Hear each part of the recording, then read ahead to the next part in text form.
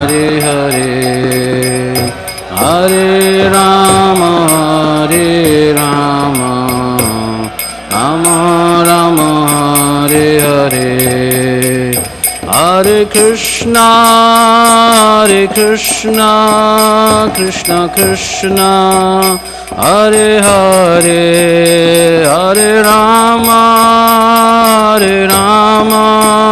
Rama Rama, Hare Hare, Hare Krishna,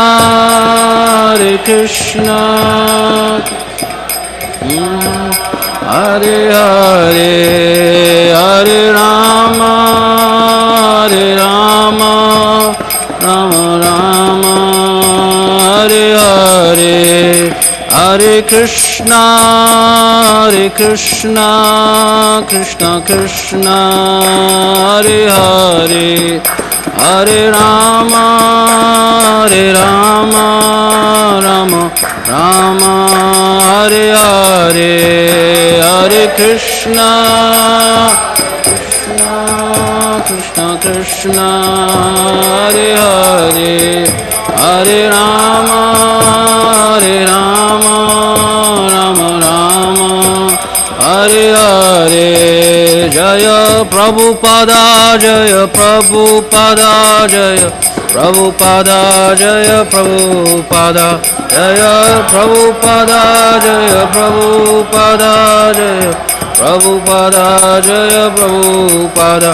Hari Bol, Hari Bol, Hari Bol, Hari Bol, Nitai Gaur, Hari Bol, Bol, Hari Bol, Hari Bol. Hari Ram Sankirtan Yajna ki jai, Hare Krishna Mahamantra ki jai. Thank you very much. Narayanam namaskrityam naram chaiva narottamam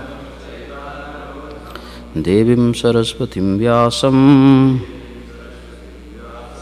tado jayam udire bhaktir bhavati naishtiki.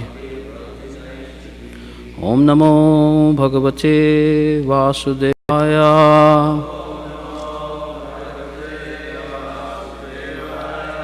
Om namo bhagavate vasudevaya.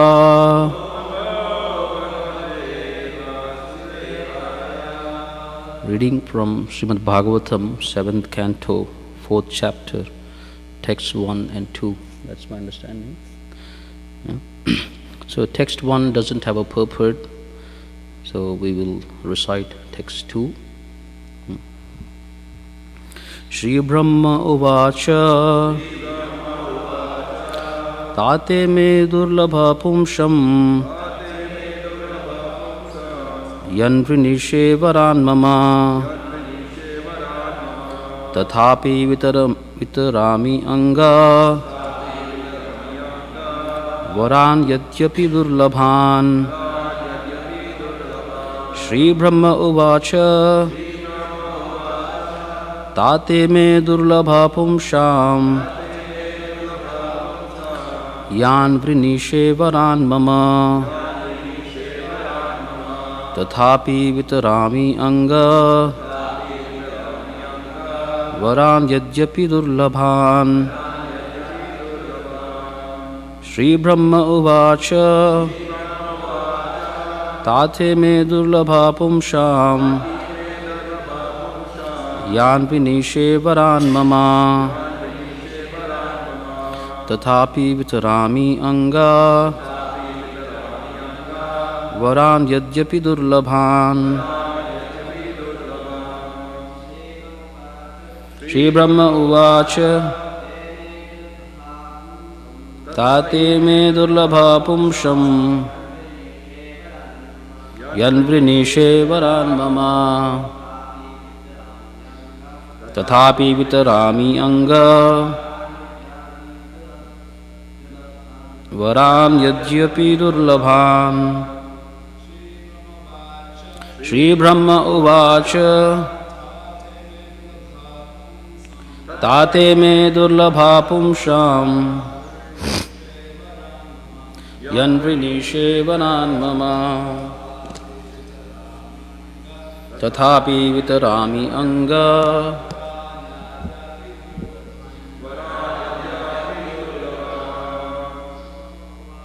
Shri Brahma Uvacha Tate me durlabha pumsham Yanvrinishevaran mama Tathapi vitarami anga Varan yadyapi durlabhan. One more. Shri Brahma Uvacha Tate me durlabha pumsham Yanvrinishevaran mama Tathapi vitarami anga Varan yadyapi durlabham. Shri Brahma Uvacha. Lord Brahma said, Tata, O dear son, ime, all these, durlabha, very rarely obtained, pumsham, by men, yan, those which, vrinishe, you ask, varan, benedictions, mama, from me, tathapi, still, vitarami, I shall deliver, anga, O Hiranyakashipu, varan, the benedictions, yadyapi, although, durlabhan, not generally available.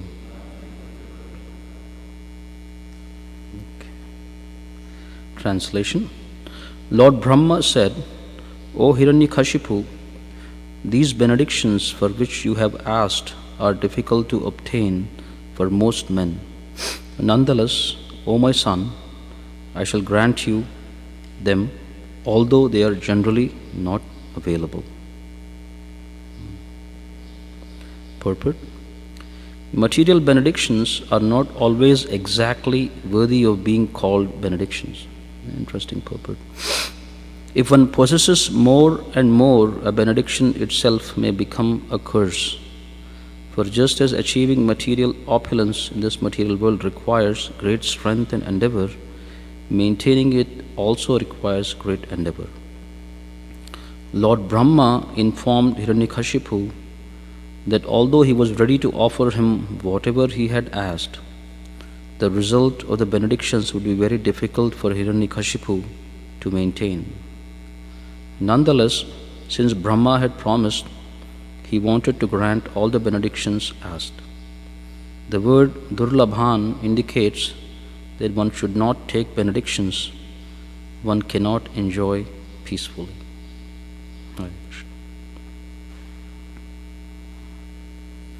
Om Jnana Timirandhasya Jnananjana Shalakaya Chakshurunmilitam Yena Tasmai Shri Gurave Namaha Shri Chaitanya Manobhishtam Stapitam Yena Bhutale Swayam Rupa Kadamayam Dadati Sopadantikam Vancha Kalpatarubhyascha Kripasindubhya Evacha Patitanam Pavanebhyo Vaishnavebhyo Namo Namaha Shri Krishna Chaitanya Prabhu Nityananda Shri Advaita Gadadhar Srivasadi Gaura Bhakta Vrinda Hare Krishna Krishna Krishna Hare Hare Hare Rama Rama Rama Hare Hare Mukham Karoti Vachalam Pangum Langhayate Girim Yat Kripadamaham Vande Shri Gurum Dinataranam. The chapter is titled Hiranyakashipu terrorizes the universe. So since this is the first two verses, we will also read the summary of the chapter, and then we'll comment a little bit on that. So this is the chapter summary. This chapter fully describes how Hiranyakashipu obtained power from Lord Brahma and misused it by harassing all the living entities within this universe. So the previous chapter describes the austerities that Hiranyakashipu performed. And then at the end of the chapter, Lord Brahma, he has come, and Hiranyakashipu, he is, beseeching Lord Brahma his wish list, and it's a long wish list. He asked for immortality, which Lord Brahma cannot give. But then he, in disguise, Hiranyakashipu thinks that in disguise I will ask for immortality. So he asks for various, conditions in which he should not be killed, and he thinks he has gained immortality. So that's the previous chapter. By severe austerities, Hiranyakashipu satisfied Lord Brahma and obtained the benedictions he desired. After he received these benedictions, his body, which had been almost entirely consumed, was revived with full beauty and a luster like gold. So here, Srila Prabhupada is writing that by severe austerities, Hiranyakashipu satisfied Lord Brahma and obtained the benedictions he desired.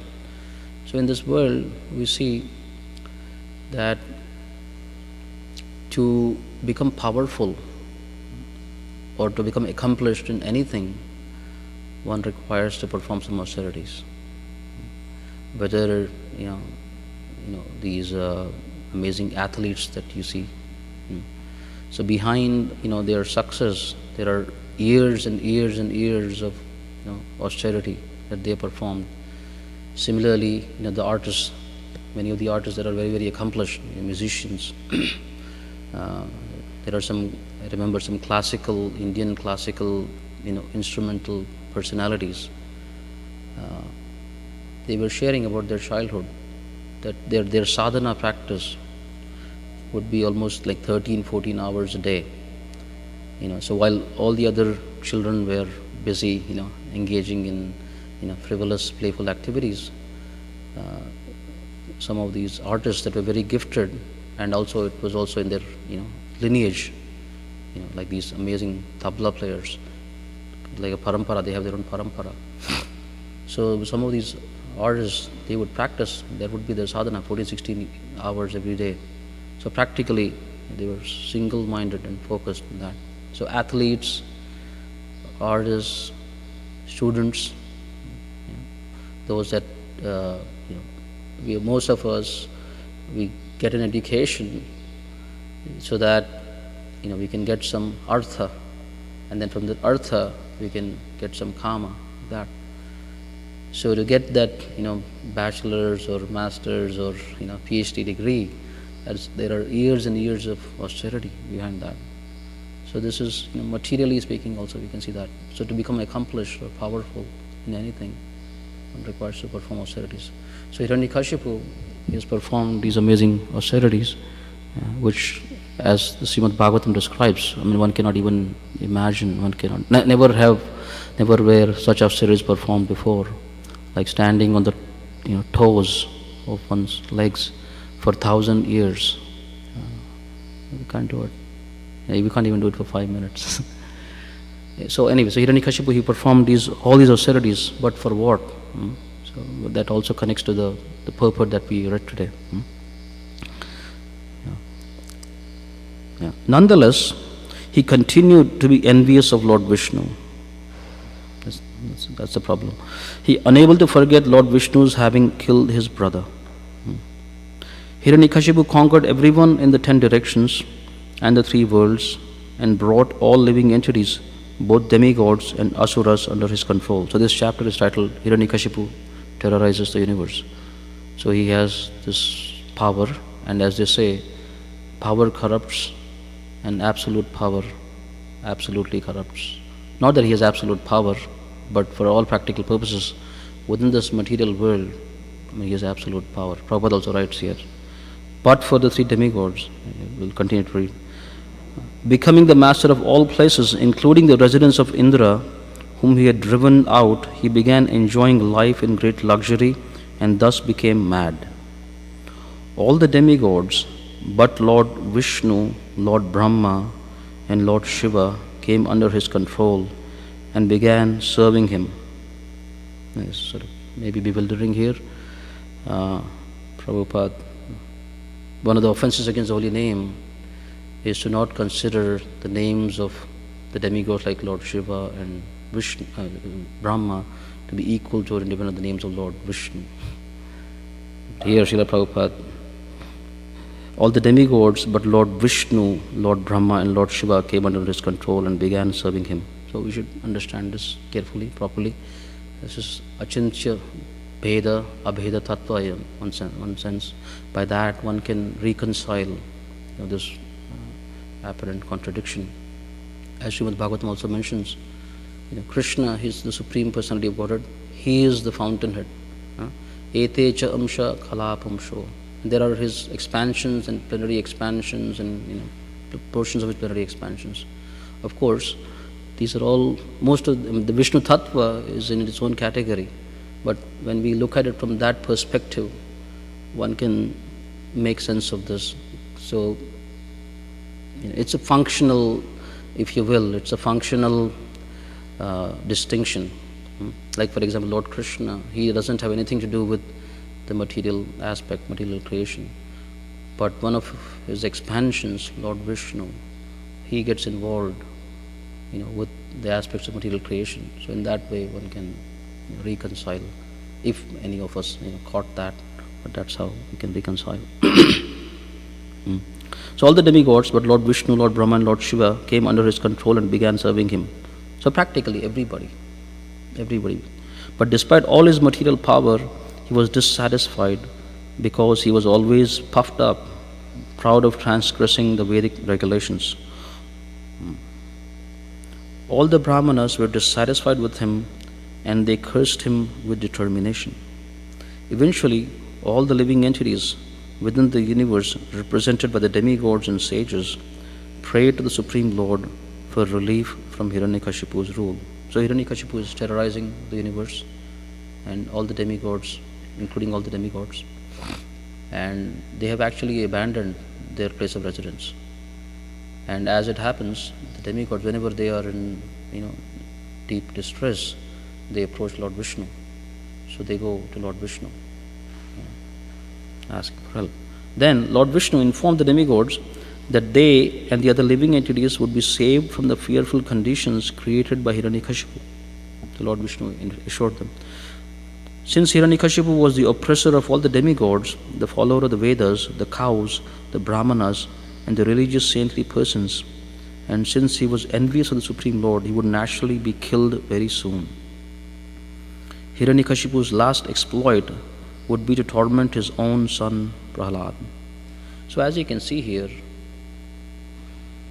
from the time the demigods were oppressed, and then they offered prayers to Lord Vishnu, and then Lord Vishnu actually came as Lord Nrsingadev, it took some time.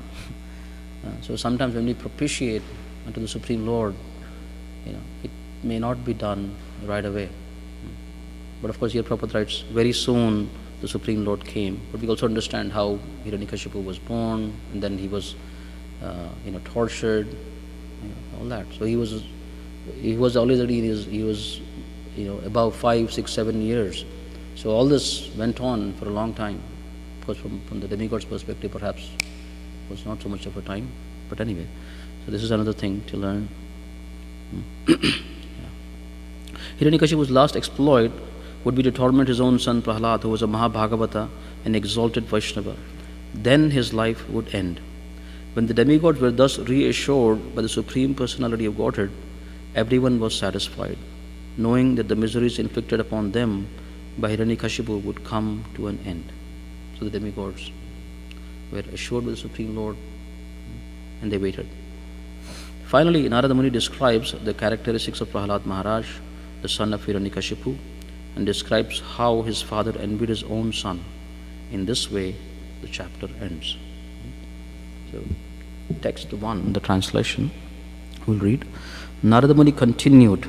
So he's continuing from the previous chapter. Narada Muni is speaking to this Yudhishthira Maharaj. So he's continuing. Narada Muni continued. Lord Brahma was very much satisfied by Hiranyakashipu's austerities, which were difficult to perform. Therefore, when solicited for benedictions, he indeed granted them, although they were rarely to be achieved. And the same is mentioned even in the second verse. Lord Brahma said, O Hiranyakashipu, these benedictions for which you have asked are difficult to obtain for most men.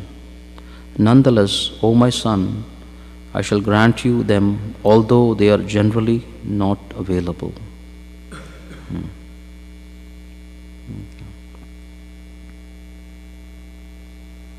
So, I understand that there are some new persons in the audience. In a way, we are all new.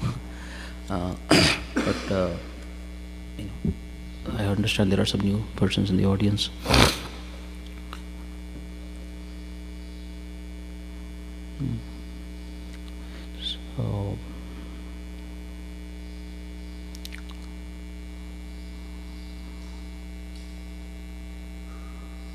So one of the verses that is there in the scriptures is mentioned, Krishna Bhakta Nishkama Ata Eva Shanta Bhukti Mukti Siddhi Kami Sakali Ashanta. So it means that the devotee of the Supreme Lord, he is peaceful. But one who is not a devotee, he has three aspirations mainly. Bhukti, that means he wants some material enjoyment, some enjoyment. Mukti, liberation, or Siddhi, mystic powers, some mystic powers. And if you read Hiranyakashipu's wish list, he wanted he also wanted mystic perfections. But then, as we see in Hiranyakashipu's case, no matter how much he had practically everything. The whole universe, the three worlds were under his control. But then he was not peaceful, he was not satisfied. And his son later on, he even comments that because you have not controlled your senses, you are not able to be peaceful. And every living entity in its natural condition is actually looking for a connection with the Supreme Lord. He's looking for happiness, we hear, he's looking for happiness. But that happiness, the realm that he's looking for happiness, is not in the happiness that one feels when the senses, they come in contact with the sense objects, the happiness that is experienced in that way. But the happiness that the living entity is looking for is on the platform of the soul. So that is why no matter whatever one gets in the material realm, one is not peaceful. Prabhupada told a story once. There was this, Bengali, very wealthy, Bengali man. Yeah, he was very, very wealthy. And then so one day he was sitting, outside with his wife. And he looked very, very sad. One would think, well, he has, practically everything. Why would he be sad? What would he want? He has money, so he can have everything. But even then, he was feeling sad. So his wife, she asked him, what is the matter? And then, at the same time, there was a beggar that was walking by, and he was begging. And this wealthy man, he said, I want to be like him. So here Prabhupada is writing that material benedictions, they eventually turn into a curse or a burden. So here this wealthy man, he practically had everything, but then he was not peaceful from within. So the living entity, its natural condition is to be in a relationship with God. But somehow or the other, the conditioned living entity, he has forgotten that relationship with God, and so he looks for that happiness in every other place. But somehow or the other, the conditioned living entity, if he comes in contact, with the devotees of the Lord, the saintly persons, with the scriptures, then once dormant attraction for the Supreme Lord, it begins to awaken. So we just came back from a retreat. The topic of the retreat was the role of faith in the unfolding of devotion. So this Adav Shraddha, this preliminary faith, in a way is there, because faith is intrinsic to the soul. It's there in all living entities. It cannot be separated. So this preliminary faith is there. But that preliminary faith, depending on the degree of covering of the lust, that means I am at the center, Krishna is not at the center. Depending on the degree of the covering, that preliminary faith is quelched. Like Krishna mentions, Prabhupada writes in the purport of 17th chapter, Divisions of Faith.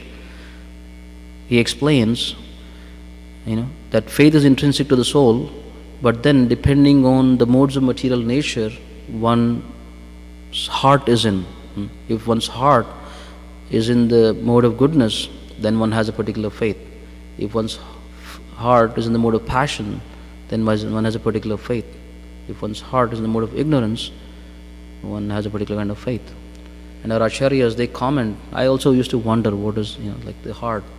So essentially, our acharyas, they comment that this heart is a sum total of the, the subtle platform that we're talking about. Not just the heart, the mind, the intelligence, the chitta. So all that, So depending on what modes of material nature, we are, that will influence our faith. So, but faith is intrinsic to the soul. So somehow or the other, yadrichaya, when one comes in contact, with devotees of the Lord, then that, faith, intrinsic faith in worshipping the Supreme Lord, that becomes awakened. It's called Adav Shraddha, by the association of devotees. And then, in the association of devotees, what happens is one begins to do what the devotees do.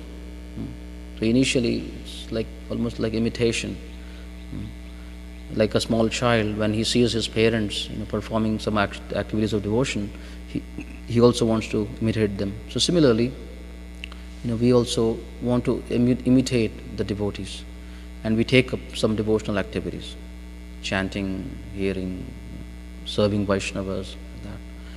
And so the dormant attraction that is there, the faith that is dormant, that is awakened. That. And then our teachers, they explain that one's journey in Krishna consciousness is actually the progression of faith. Initially, that faith is soft and pliable. It can be influenced by others. But then as one associates with those that are faithful, who have faith in the process of devotional service, then that faith becomes a little more firm. And then one also, that faith means practical faith then, and one takes up some activities of devotion. And then side by side, as one engages in bhakti, then one also gains knowledge. Krishna mentions in the Srimad Bhagavatam that by engaging in devotional service, automatically renunciation and knowledge, it awakens.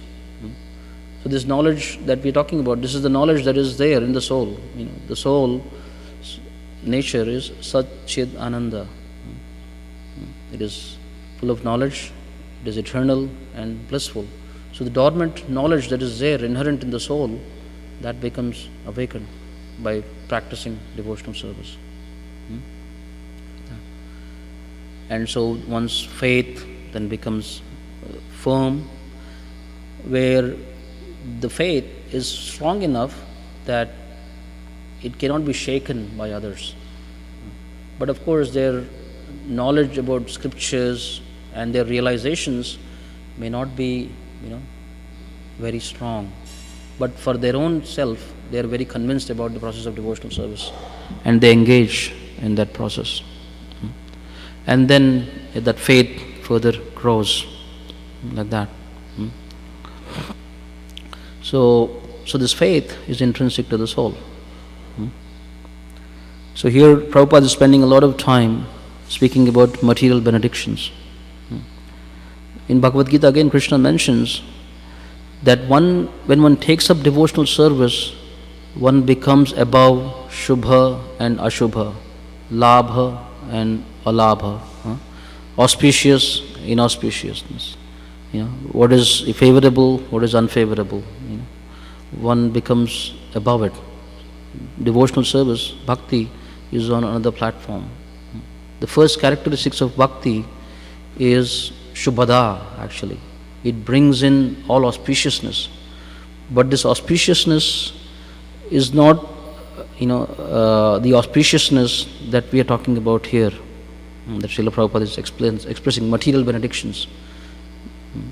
Auspicious is not in terms of, Janma, Aishwarya, or Shruta, or Shri. So typically, what one hankers for, either one wants good birth, Janma, one wants some opulence, Aishwarya, one wants beauty, one wants knowledge.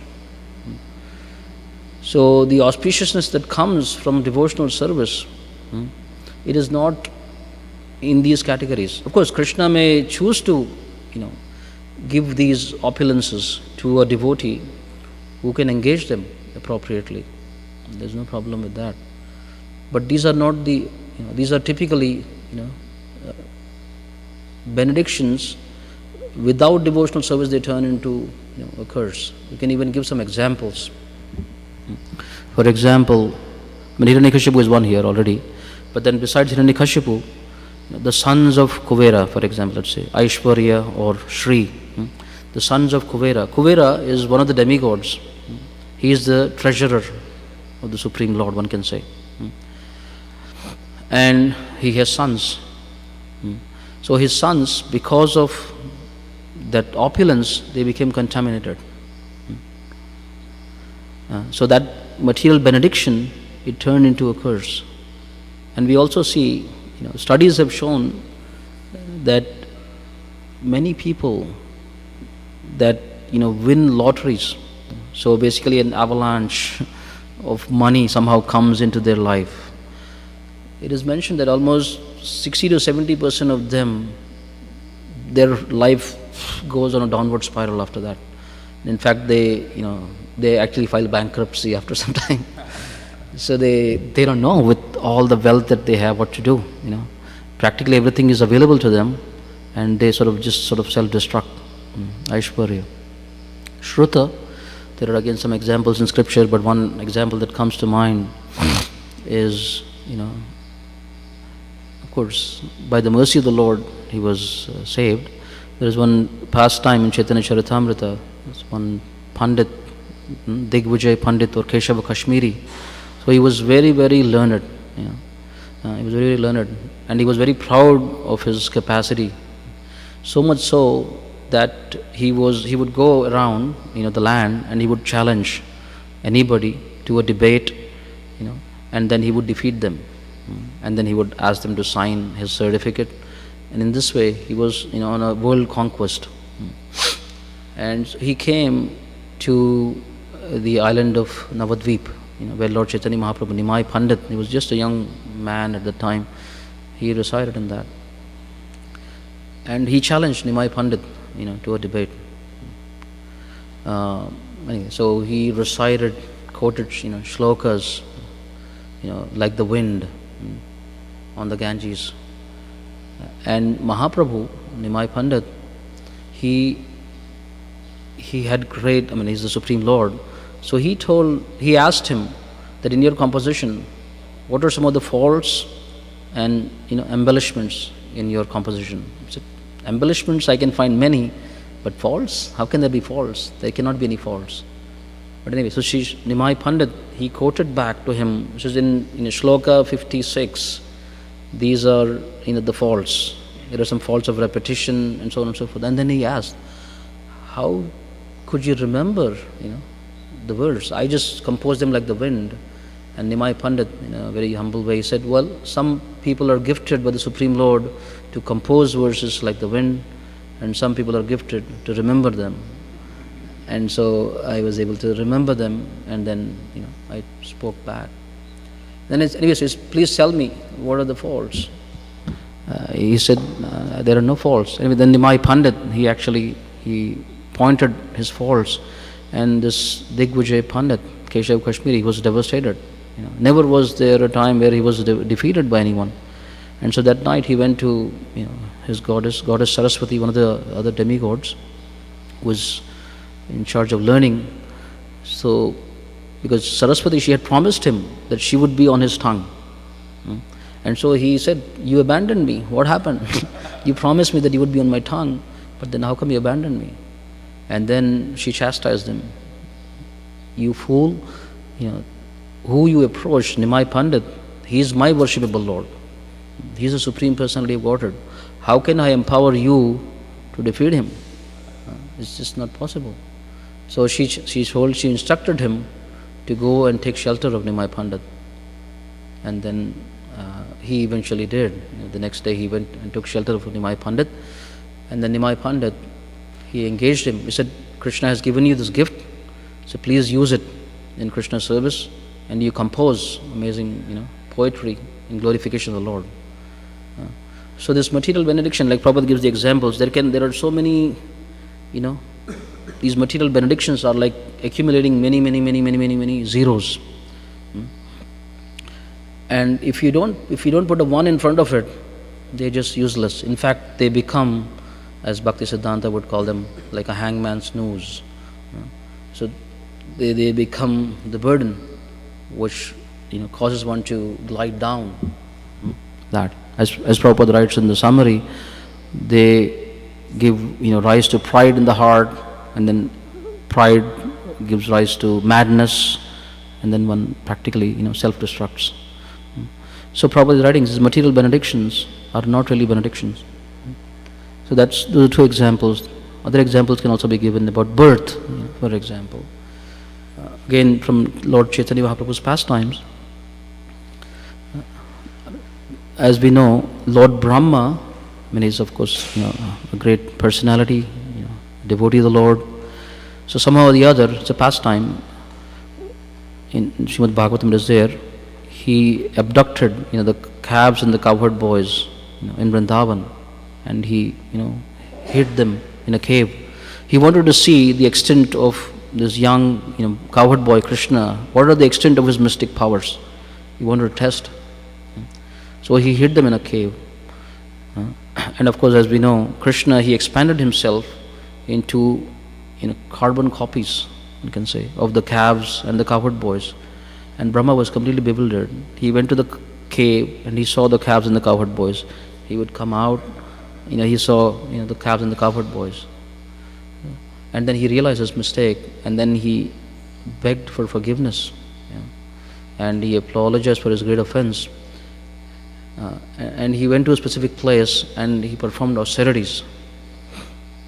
And it is mentioned that when he was performing austerities, Lord Gauranga, he came.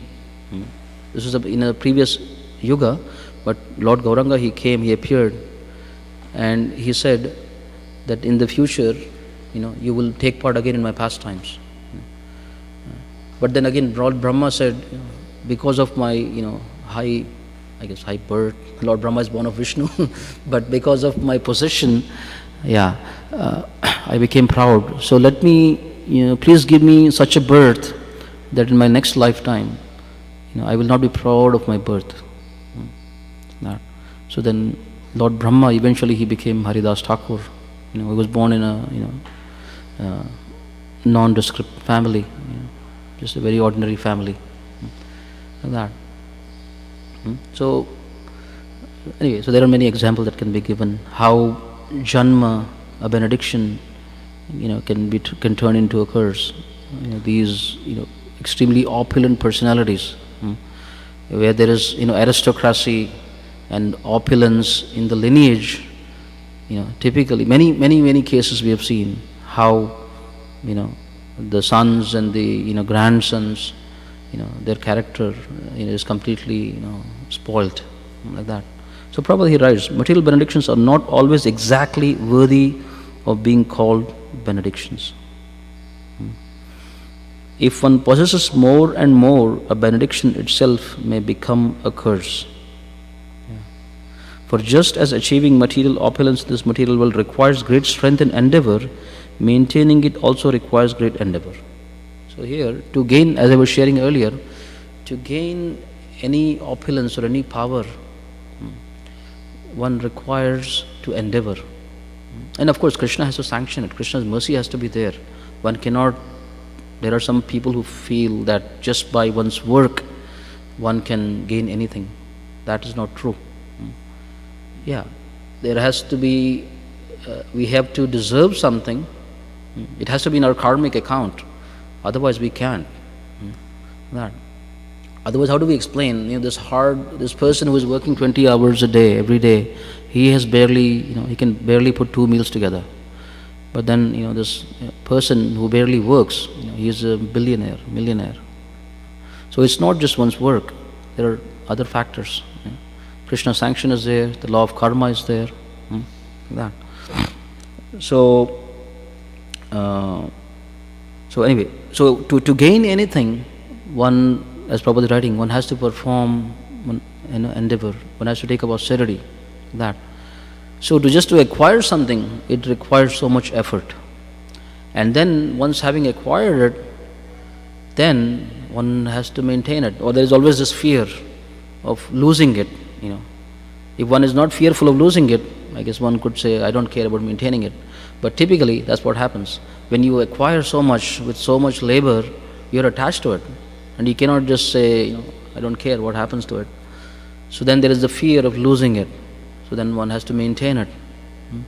So Prabhupada says, so acquiring it is an issue, then maintaining it is an issue. So in this way, the life becomes very, very complicated. Yeah? Yeah. So I also want to connect this purport, for us devotees. There are 3 principles or 3 faults that really hamper our bhakti. Right? From Nectar of Instruction, Udeshamrita, Atyahara, Prayasa, and Laulyam. In a way, they are all connected here. So Prayasa, as Prabhupada is writing here, Prayasa means endeavor. So if one wants to, Atyahara means over collecting things more than one requires. It could be anything. So I'll come to how as devotees we should be careful about these things. So Hiranyakashipu, for example, he should not be out of the scope of our self-evaluation. Yeah, he's a great demon, but he's within the scope of our self-evaluation. So Atyahara, Prayasa, and Laulya, Srila Rupa Goswami, one of our teachers, he mentions that these are 6 principles that are unfavorable for cultivating devotional service. As we were mentioning earlier, somehow or the other, one receives the seed of bhakti, devotion. And devotion is a science. Prabhupada explains it's a science. And to conduct any experiment, there are to be, the parameters have to be appropriate. One cannot just perform the experiment in a whimsical manner and expect a desired outcome. So Rupa Goswami, our one of our acharyas, who teaches us how to perform devotion, he tells us what is favorable for a devotional service, what is unfavorable for devotional service. So he writes that Atyahara, Prayasa, Prajalpa, Niyamagraha, Janasanga, and Laulyam, but in this context, Atyahara, Prayasa, and Laulyam. So in one sense, one can say it all begins with Laulyam, greed. And greed, what is greed? In simple terms, greed is, one can say in Bhagavad Gita terms, also lust. Lust, not just, sexual, usually it has a sexual connotation, but lust means Atmindriya Priti. I keep myself in the center, that is considered lust. And to keep Krishna or Vaishnavas at the center of one's activities, that is called love. A small difference. Who is at the center? So I am at the center, and so I have unlimited desires. Somehow or the other I've been, sojourning in this material world, anadi karma phale, I have accumulated so many desires, and no matter how many I fulfill, there are more that show up. So there is this lolium, and then to fulfill those desires, then one has to perform intense endeavor, prayasa. And then based on one's prayasa, one may gain something.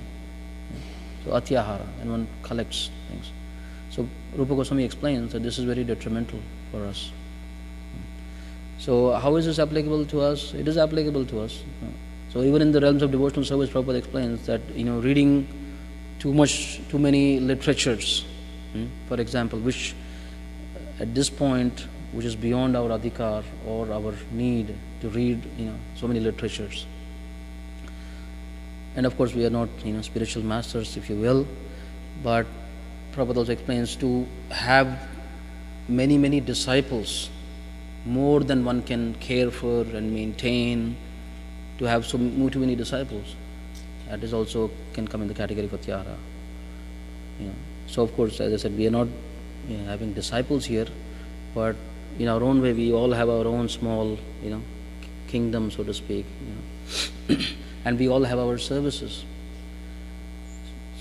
So even when we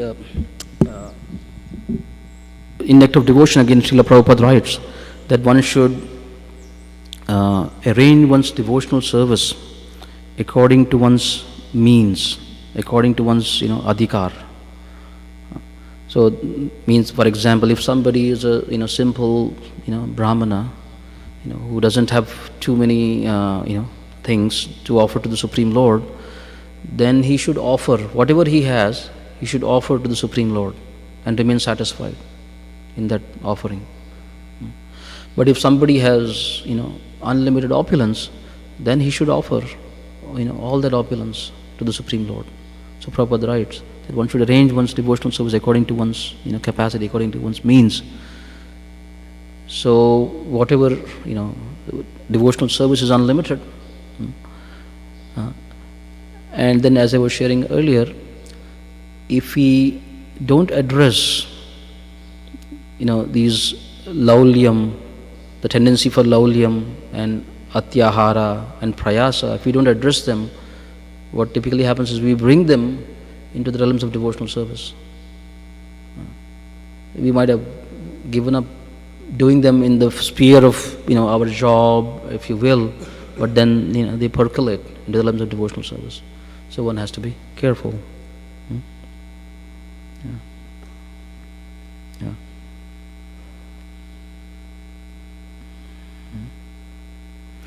Lord Brahma informed Hiranyakashipu that although he was ready to offer him whatever he had asked, the result of the benediction would be very difficult for Hiranyakashipu to maintain.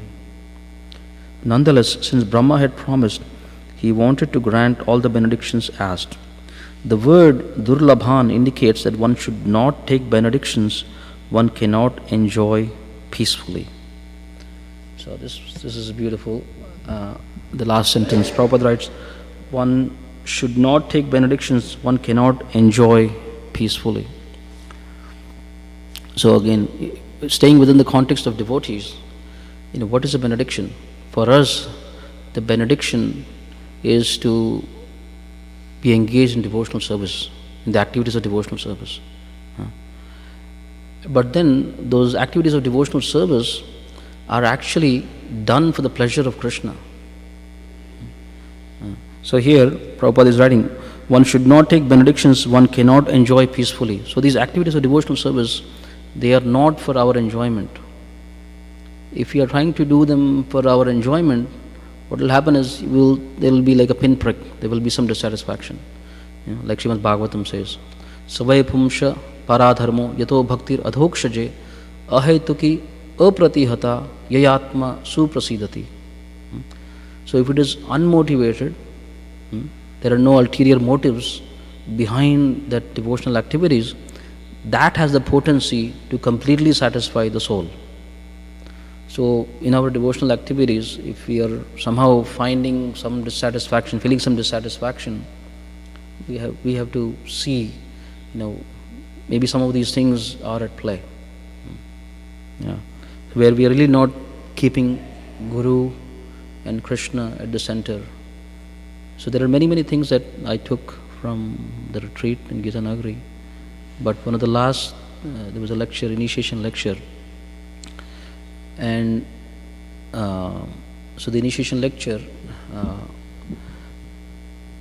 as we understand from Nectar of Devotion, there are 64 principles favorable for devotional service, and the first 3 are connected to the spiritual master. Right?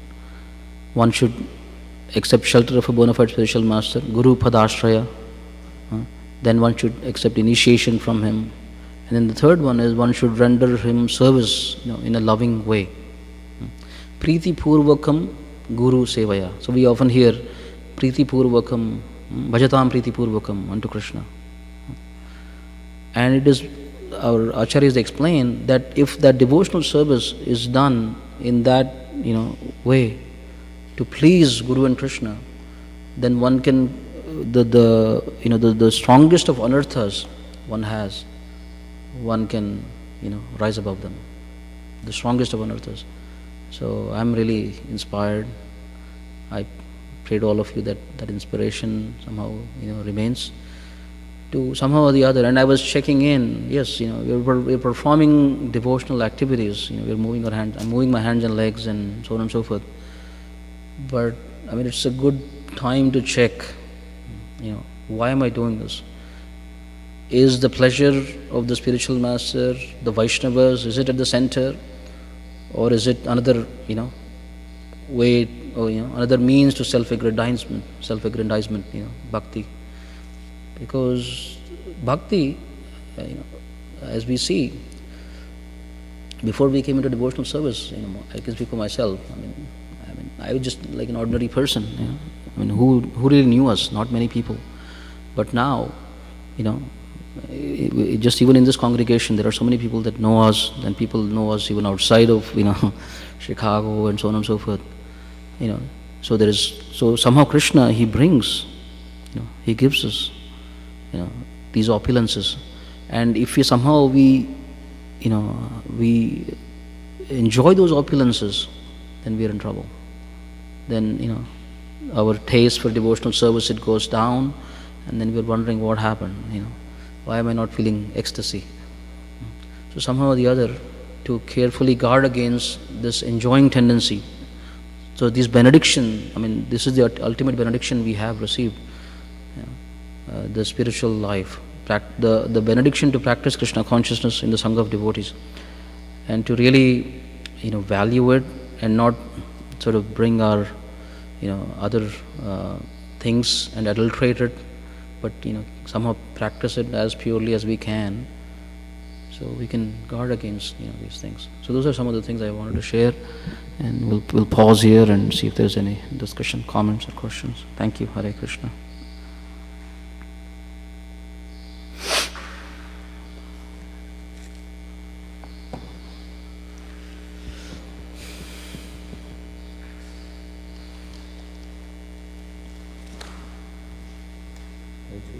Hare Krishna. Thank you for a wonderful class. Thank you.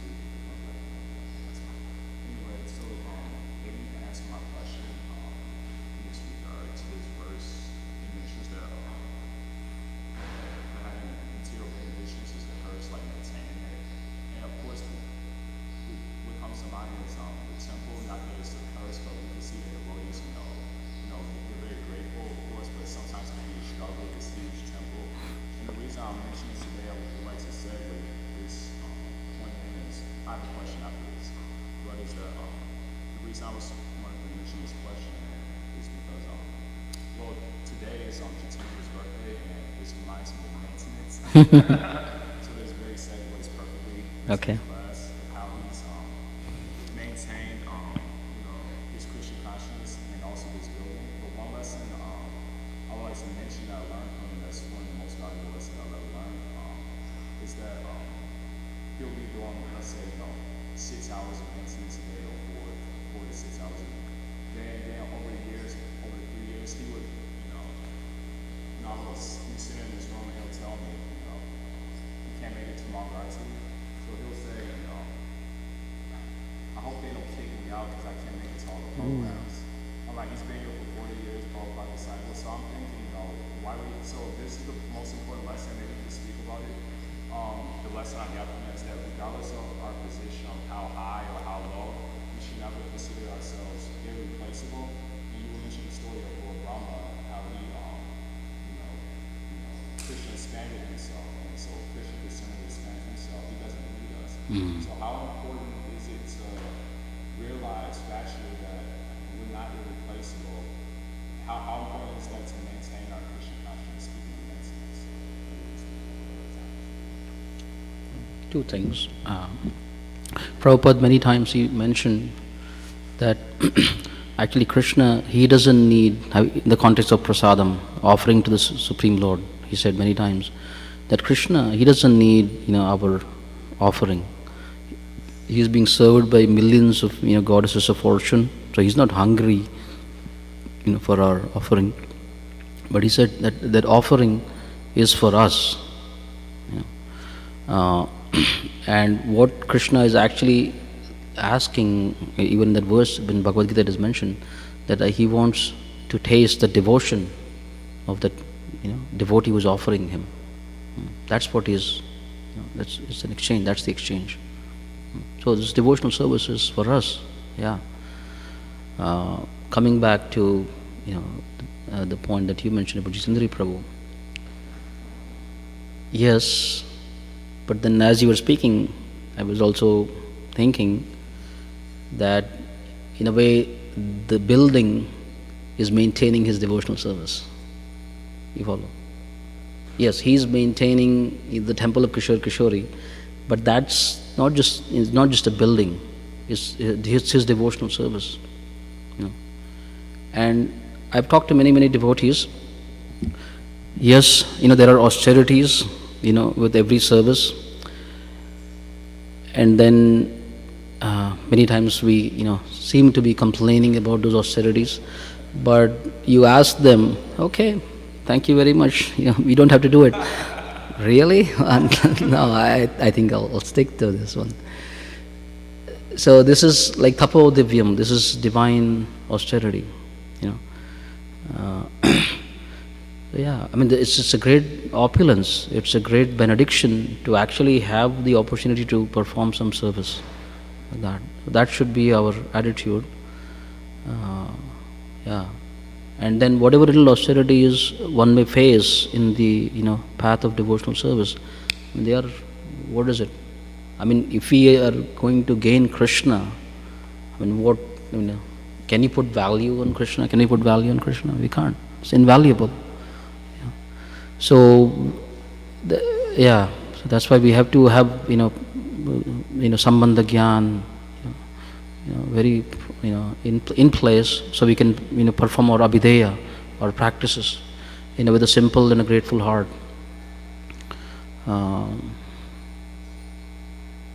Yeah.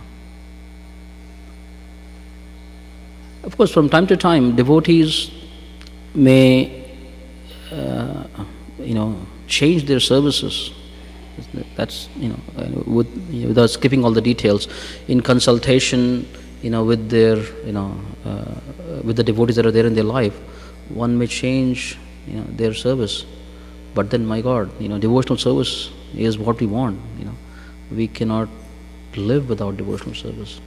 So we just have to be careful before we let something go. Make sure we have something else already, that we will practice with same or even more intensity. Another anga of devotional service, like that. So there are phases in a devotee's life. Things change, but devotional service continues. It might take another shape, another form, another place, like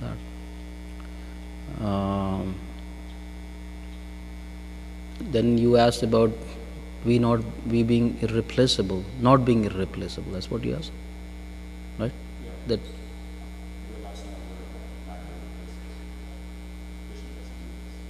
that's easy in a way. I mean, for example, I was gone to Gitanagari for 2 or 3 days. I typically do some service, here at the temple every day, worshipping the deity. But the service went on. Of course, somebody else, maybe filled in for me. They did some extra service that they would not have done otherwise.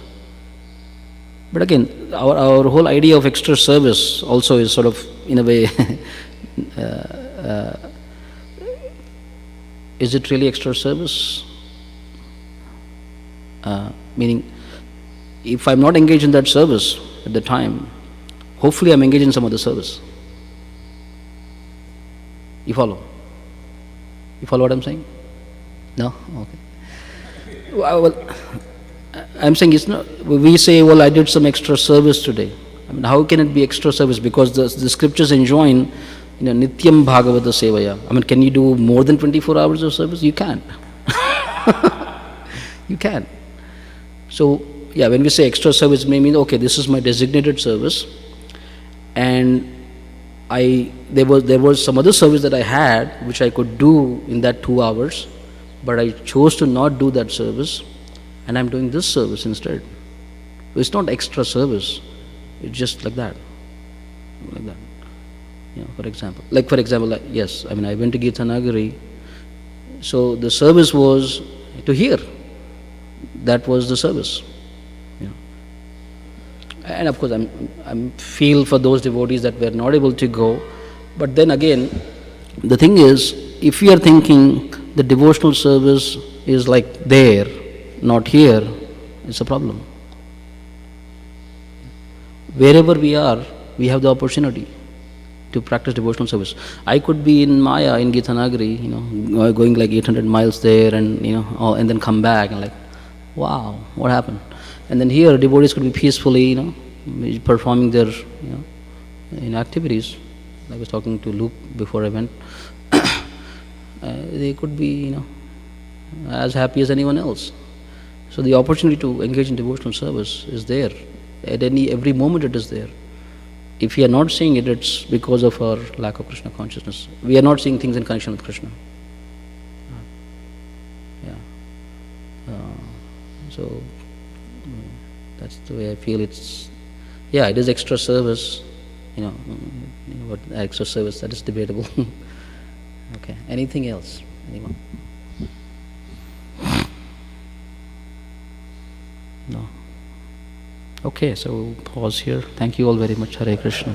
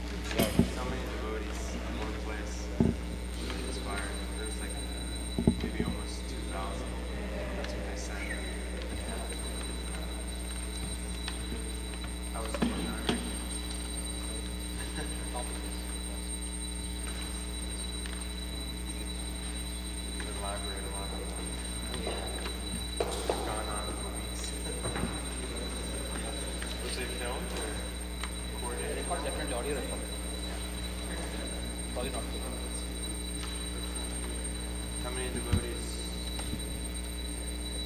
mostly Chicago, the boots?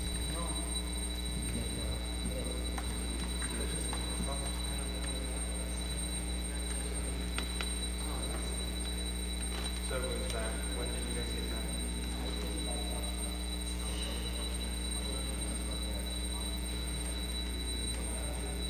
Oh, you okay.